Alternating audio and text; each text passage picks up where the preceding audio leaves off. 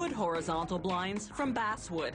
It's a hardwood, so it's durable. It's lightweight, so the blind doesn't end up weighing a ton, and it absorbs wood stain evenly. First, they feed the rough wood through a planer. They cut it down to 5.3 centimeters, the width of the slats. Then, following a laser guideline, they trim off any excess and square the piece using a straight line rip saw. Now the piece goes through a machine that's specially designed to cut thin slats of wood.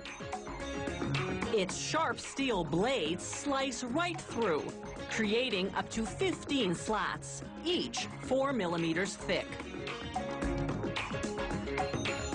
Here's the piece of basswood before slicing and after. The slats now pass under an oscillating sander to prep them for staining. After cutting them to the width of the window, workers spray wood stain on both sides of each slat, then a coat of sealer to lock in the color. Once the sealer dries, they sand the slats manually to prepare them for a final protective coat of lacquer. Next, using a die, they punch 2 slots in each slat, 15 centimeters in from each end. These are for the color-coordinated cords that will operate the blind. Now for the assembly.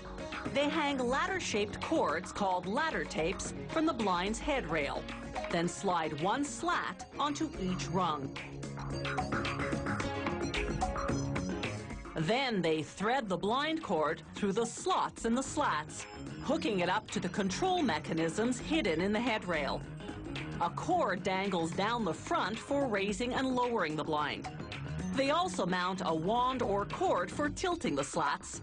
The excess ladder tape is tucked into a bottom rail. To make aluminum blinds, they start with long strips of preformed steel. These will be the blind's headrail and bottom rail.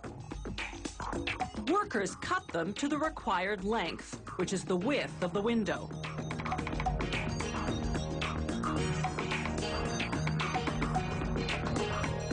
They make holes in the headrail for the cord lock, the device that locks the blind to the desired height, and the tilter, the mechanism that angles the slats.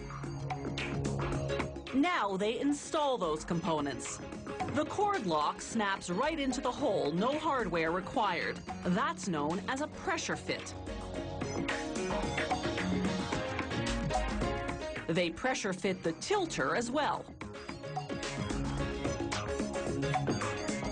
Next come the tape rolls, through which they run the ladder tapes.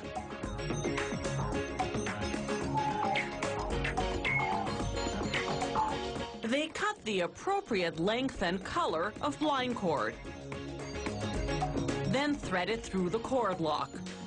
The tilter turns a rod which turns the tape roll, which tilts the ladder tapes, angling the slats.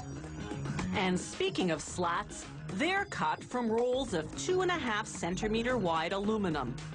Workers simply feed a roll into the forming machine, then the rest of the process is automated. First, the machine gives the flat metal a semicircular curve. Then it punches cord holes, and then, as you see on the far left of the screen, cuts it into slats. But that's not all. This same machine also assembles the blind, sliding a slat onto each rung of the ladder tapes.